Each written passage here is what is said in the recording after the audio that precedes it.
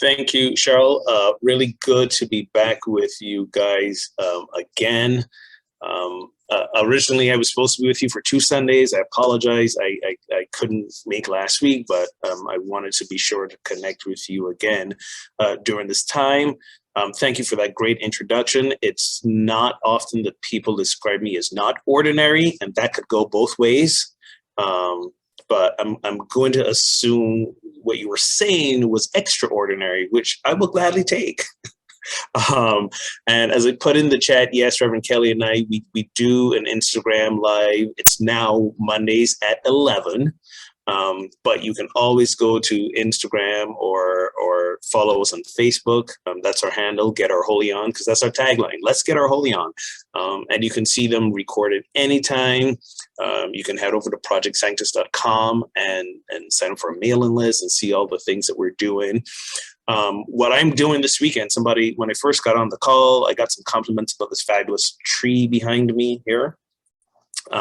This is not mine. I'm currently in Chicago. I live in the DC area, but I'm currently in Chicago. I came up to visit my daughter who's in college. She's a dance major. And this weekend, for the first time, a piece that she choreographed was being performed. She's a junior. She's in her junior year. She's realized after dancing still dancing her whole life, she really wants to lean into becoming a professional choreographer. So came up to see her first piece being performed, and I might be a little biased in my hearing, but her piece got the loudest crowd response after it was completed. But that just might be me. I might be a little bit biased, understandably. But what invariably happens when I travel, and I did a lot of traveling before I became a church minister at Unity on the River. I'm no longer a minister affiliated with one church, and now that we seem to be getting a little bit of a handle on COVID safety travel, a little bit, I'm getting into more traveling again. And invariably what happens when I travel and I meet people and they ask me, what do I do? And I say, I'm a minister. They're like, where's that? And what are you affiliated with? And I say, Unity. That question comes up, well, what's Unity? And I'm sure many of you have gotten this question. And it's kind of fascinating to answer, right? So here's my tagline. This is my 2-second elevator pitch that either furthers the conversation or drives people away from me. Either way is a win, right? I'm an introvert. Either way is a win. When people say, what's Unity? I say, Unity is for Christians who really want to be Buddhist, but they're not ready to give up God yet. Take that in for a minute. Christians who want to be Buddhist, but we're not ready to give up God yet.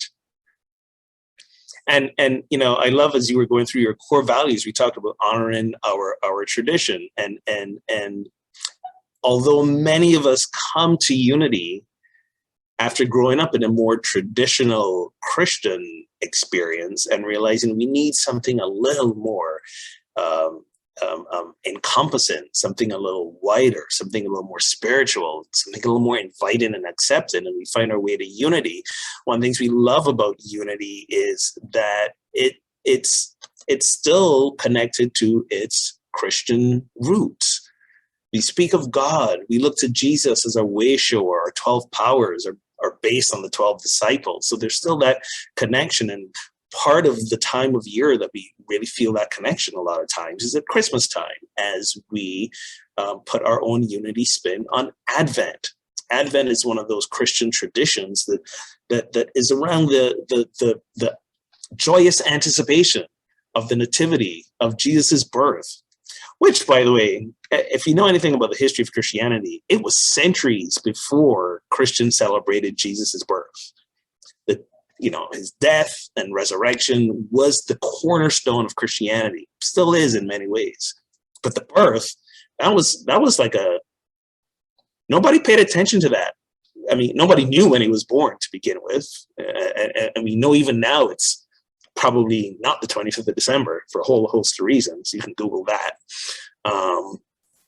But it found its way into Christendom as Christianity became established as a main religion, and there was some co-opting of some other festivals. The Romans used to have this big celebration, Saturnalia, to honor the god Saturn around this time. And when, as the Christian church was becoming the official religion of Rome, they were like, we need something around this time. What could we celebrate? Oh, no one celebrated Jesus's birth. This is a loose paraphrase of history, by the way. Don't hold me to this. But the celebrating of Jesus' birth around the same time was an effort to pull attention away from that centuries-long tradition of honoring the god Saturn. And so we have these weeks of Advent, and we have the themes of hope or faith in unity a lot of times, peace, love, and joy. So today, yes, I come to speak to you of love, and Paul Hasselbeck's daily word was absolute daily word was perfect. And we speak of love primarily. Fillmore speaks of love as this great harmonizer. It is the essence of what God is. It is. God doesn't love us. God isn't loving. God is the love itself. It is the love that we are born from, composed of, have the opportunity to live and embody and demonstrate. The love we feel between each other and for things, that's divinity itself. Love is the essence of creation itself. It is divine. It is divine energy. It is the cornerstone. It is the anchor. And no matter what flavor of Christianity you're in, I describe Christianity as a big tent. You've heard this metaphor before. Christianity is a big tent, and you've got the one major tent pole of Catholicism, and then the other major tent pole of Protestant movement, and all the denominations fall under it. I say to people, unity, we're like the tent flap, just like fluttering in the breeze. Like we're barely there in terms of being in the big tent of Christianity, but we're still there. So love, regardless of what flavoring you find yourself in this wide Christian spectrum, and basically all spiritual movements, all religions, love is a cornerstone piece as well.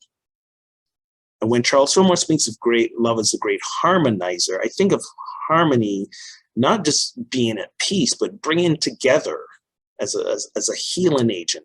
When we suffer a wound, there's a tearing apart. When that wound heals, it comes back together. Love is a healing agent.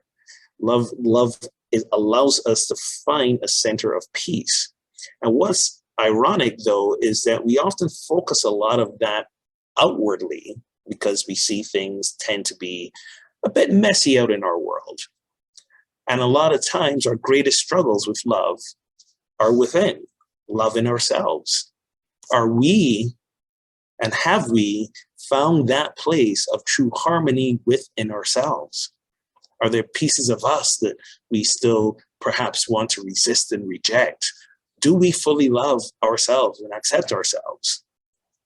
I don't know about you guys, but loving myself 100% unconditionally all the time, every moment of the day, can be a bit of a struggle. So I was contemplating this a little while back, and this was also prompted by a gift I received that I was so moved by the gift, but shortly after receiving it, when I say shortly afterwards, I'm talking like a few seconds after receiving it, I went into this place of feeling like I didn't deserve to receive this gift, that I wasn't worthy to receive this gift.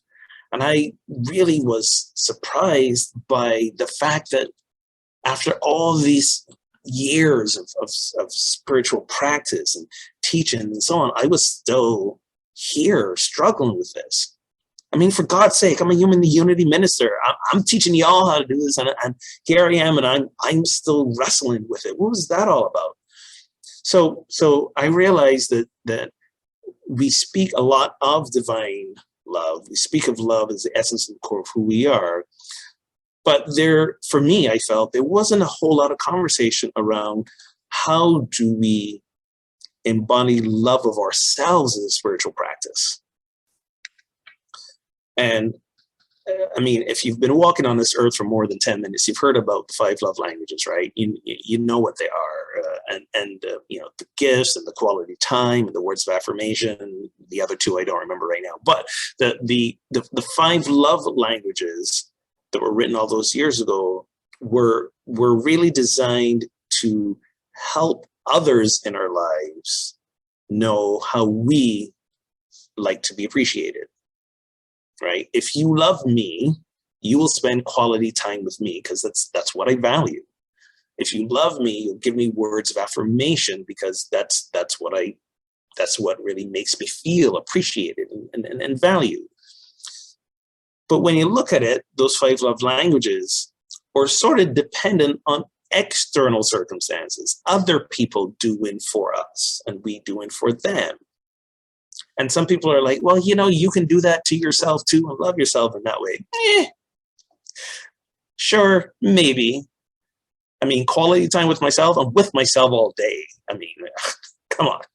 But I realized it still wasn't addressing love in a spiritual context. That's more love in an emotional, psychological context. What about love in the spiritual context? So I realized that I needed to find some way to speak to myself in a way that anchored me, reminded me, centered me in the spiritual idea of love. And then when I could live these ways for myself, then it not only enhanced my relationship with myself, but with you, everyone else as well. So allow me to introduce you to the 5 spiritual love languages. And I will share my screen for a second here. I think that's the one I want to screen. Yes, it is. So the 5 spiritual love languages. Let's begin with perhaps the most, fundamental, rudimentary one of them, an affirmation, I am love. And knowing that I am the source of all the love that I seek. I will only feel that love when I fully and unconditionally accept myself. I truly believe that we can only love another to the extent that we love ourselves. We can't love another more than we love ourselves, because the only experience of love that we can truly know and embrace is that which we generate within ourselves. And then that we can give to others, we can project to others, we can share with others. We often look to external sources to make us feel loved. But if our essence is divine, if our essence is God, if our essence is the Christ nature, then our essence is love. I am the source of all that love. Eric Butterworth, a well-known Unity minister and author, reminding us that the fullness of God is everywhere present at the point of the universe. And that includes me, that includes you. It's not that we are part of God, each of us. It is that all of God is in each and every one of us, is every one of us. And if God is love, then all the love that God is, I am, you are, we are. And in order to truly embrace and feel and embody that spiritual love, I have to, at the human, psychological, and emotional level, love myself. See, we are fully divine and we are fully human. You know, if any of you ever want to take a deep dive into theology, just that is an argument that has perpetuated the entire life of Christianity. For thousands of years, they've debated, was Jesus fully human? We know he was fully divine, but was he fully human as well? Some say yes, some say no. I believe that he was, and I believe that we are. And if you don't believe Jesus had fully human moments, I can make the argument for times when he was hangry, like the rest of us get sometimes. I believe that's why he cursed the fig tree. He showed his temper when he was and got angry, really angry, and mildly violent when he was at the temple with the money changers. That's when white people, when they ask that question, what would Jesus do? I remind them that flipping tables and whipping people might be an option, because Jesus demonstrated that for us as well. He had those human moments, but there was nothing that he didn't demonstrate that we aren't ourselves. And that is remembering that each and every one of us, we are the source of the love that we seek. And when we can really begin to embrace it and know that, we know that there is nothing missing from us, that we are whole. We are whole. And again, wholeness is a spiritual idea, okay? In our human form, sure, we encounter illness, we feel there are things we may be missing, as some of us may not be fully able in our physical form. As we age, there are parts of our bodies and abilities that decline, and again, we may get sick, and just coming through a pandemic. There's all of those things that perhaps make us realize in the human experience, we may not always be healthy. But that does not take away from the fact that at the spiritual level, the essence of who we are always whole. There is no lack in us. We are the embodiment of abundance, of wholeness. And I have to remember that when I have an encounter with you and something happens that hurts me and causes me pain and makes me feel disconnected from you, that's happening at the human level, not the spiritual level. And that is an indicator and a reminder that there is some unhealed wound or injury within me, and our interaction just triggered that.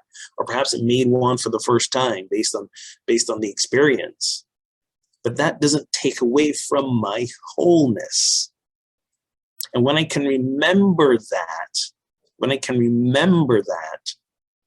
have an encounter that hurts me, I don't make it about separating myself from you.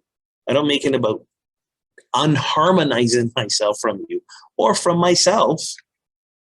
I remember that my wholeness is my essence. And it's from there, I can go, I feel this pain because there's a piece of my humanness that was triggered, a wound yet to be healed. And I can find my place of eventually coming to a place of gratitude for the reminder of that wounded place and the work I still have to do. I am worthy. That is a big one. This is a big one because many of us struggle. I'll throw myself under the bus. I won't pull any of you under with me, but it's a big bus. If you want to join me, there's room under it for all of us. I am worthy. Many of us, I struggle with worthiness sometimes. And I mentioned that. I received the gift. I was like, did I deserve this? But the truth is that if my essence is love, if the core of who I am is love, and I am whole, then simply because I exist, I am worthy and I am valuable. And there's nothing I have to do to prove that, or there's nothing you have to do to affirm it for me. So it doesn't matter what you say and how you respond. I know that I am worthy. And when we get into interactions with each other, sometimes we forget that. And we want to, and it wounds us. But our practice is remembering the moment of feeling that first thing to pause and breathe and center and reaffirm my worthiness so that I do not place value on myself based on what you think about me or believe about me or support me or how you demonstrate love to me. I am worthy simply because I exist. I am free. When we speak of love, we speak of, and Paul Hasselbeck speaks a lot about this. He talks about levels of consciousness and evolution of consciousness in each of our principles. So often love, when it is not when it is underdeveloped, it crosses a line into attachment. When we love something or someone, we become attached to them and we want them in our life. We're afraid they may leave. It triggers our abandonment issues. And often we prevent ourselves from connecting in love because we might fear that pain of loss and abandonment in the future. I think I mentioned this before, maybe not, but Tara Brach, Buddhist teacher and author, she describes fear as the anticipation of future pain. Fear is the anticipation of future pain. And when we become attached to a thing, we often become afraid of losing it, both unconsciously and consciously. But knowing that I am free, I can release my attachments to any outcomes. And therefore, any relationship with anything or any person that I'm in, if I know that I am not holding these attachments, then the relationship has the freedom to run its course, whether it be a few moments or a few years or a lifetime. And I know that the ending of a relationship is not a signifier of a lack of love. The ending of relationship, sure, they may be human feelings of loss and pain and grief, but those are, I believe, just an indicator of where our attachments were. So if I can ground myself in freedom of love, and you might notice how all these build on each other. When I'm grounded in the knowledge that I am the source of all the love I seek, that I don't need it from anywhere outside of me, that I am both worthy and I am whole, then I am truly free to exist without attachments. And therefore, I'm not triggered by the fear of loss. I can truly live a life centered and embodied around love. And then finally, how do I demonstrate that love to the world? I do this by discovering my innate talents and abilities and creating meaning and purpose from them and sharing with the world. Then I become a light of the world. That light comes not from a place of what does the world need, but it comes from a place of centered in love, knowing that I am whole, I am worthy, and I am free from attachments. What speaks to me from the depths of my soul? What is a true reflection of who I am and of what I am, which is love. And if I know this, it's really no good just keeping it to myself. By sharing it, I inspire others to find their light as well.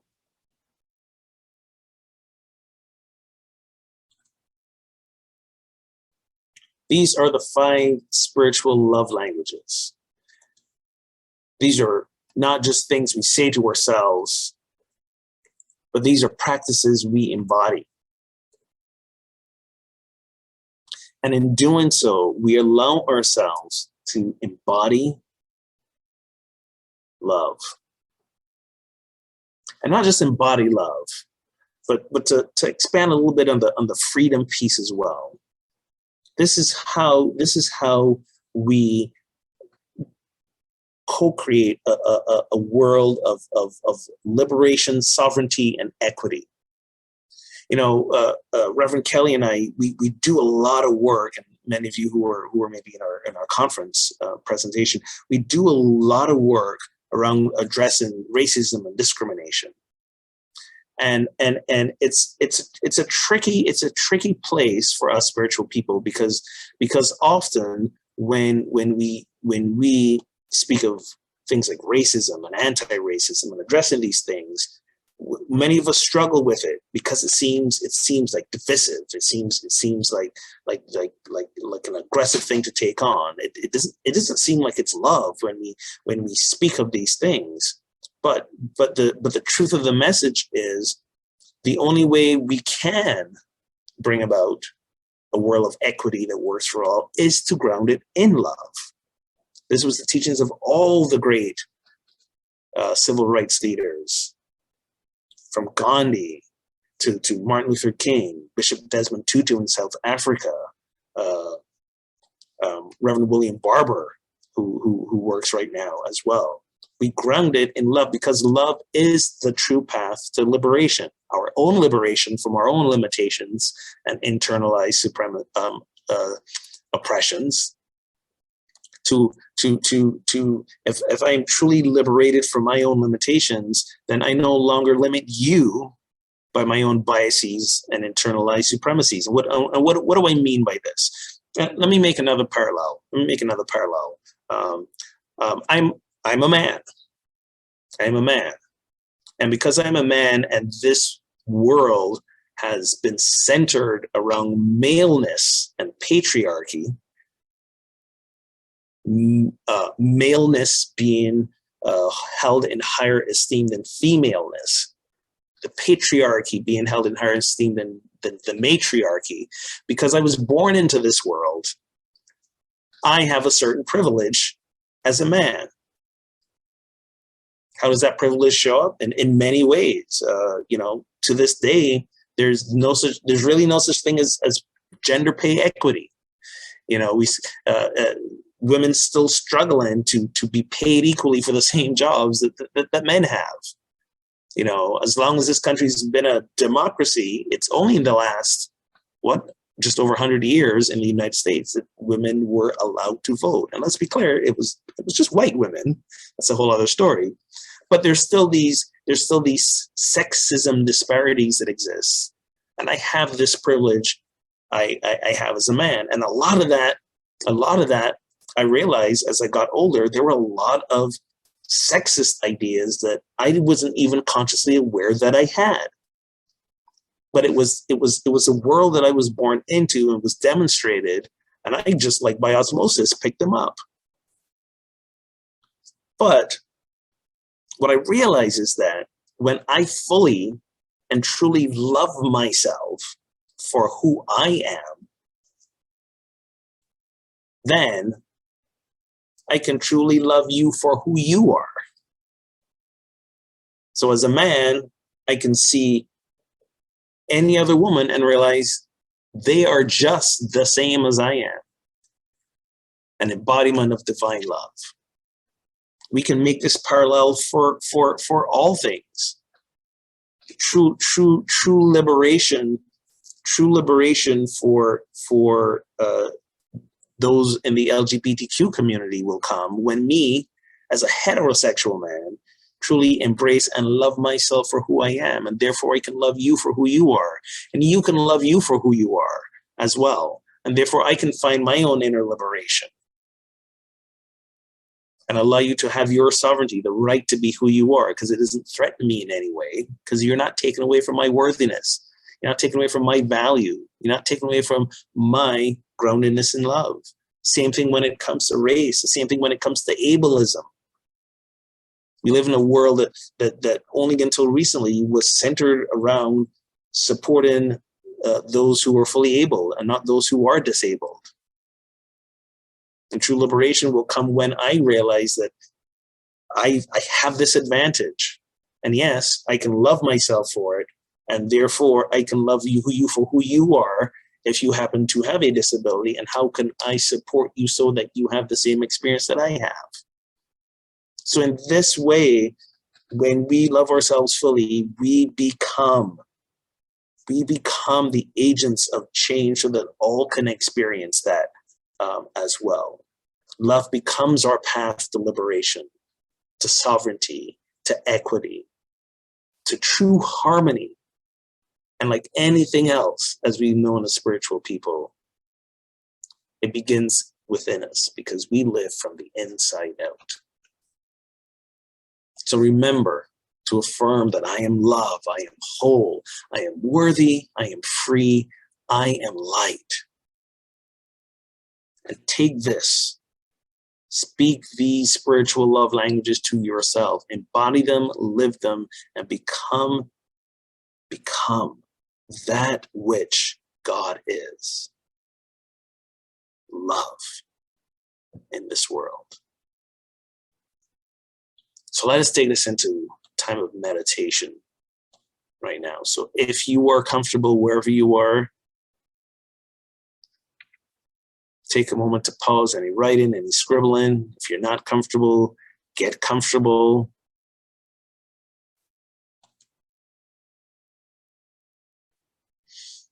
And just take a deep breath.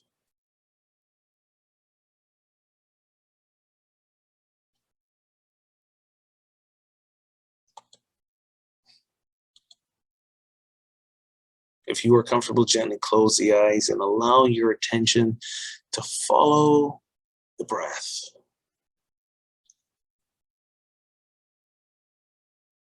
Noticing the air entering and filling the lungs and gently leaving. And with each exhalation, allow the body to soften and settle. Perhaps drop the shoulders a little more, soften the cheeks a little more. Let's just breathe.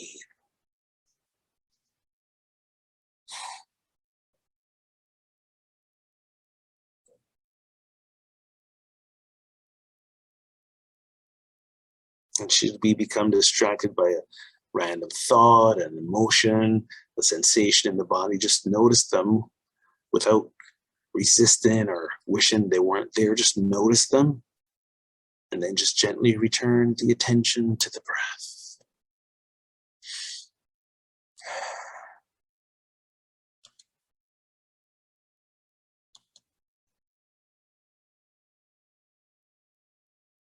And as we breathe, let us imagine it is now with our heart that we breathe. That symbolic center and source of love that we are. Let us imagine that it is not air, but simply waves of love that enter and leave us. Waves of love that we generate from our heart center, waves of love that we take in from each other's heart centers.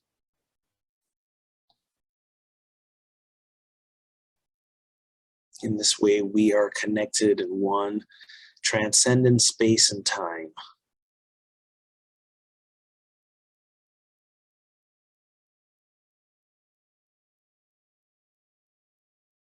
In this way, we know that when we ground, center, settle ourselves in love, we remember that we are love. And we remember that we already are all that we seek to experience. And the invitation is for us to embody it,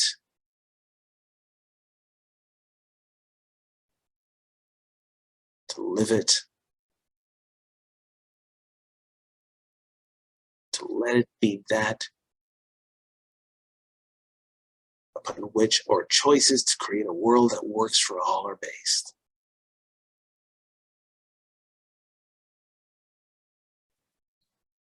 So for a few moments in the silence, let us center in that first affirmation, I am love. Remembering that we are the source of all that we seek. We are the embodiment of the divine.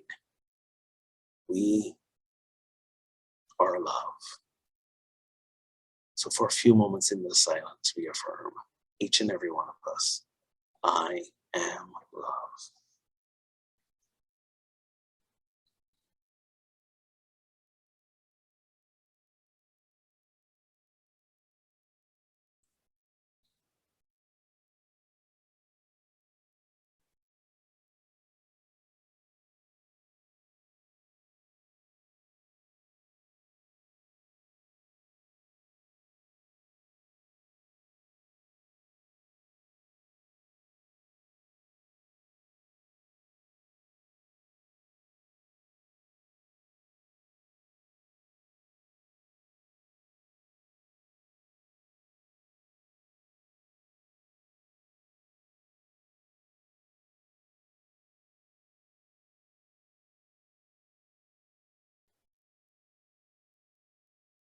I am love. And we hold this for ourselves, for each other, for all those on that prayer list and those names that we submitted. We hold that all those individuals remember that in the midst of all that transpires, they remember who and what they are. And what they are is the embodiment of the divine God expressed, the fullness of love. And so it is, and so we let it be. Amen and amen. Let us take another deep breath, gently open the eyes, come back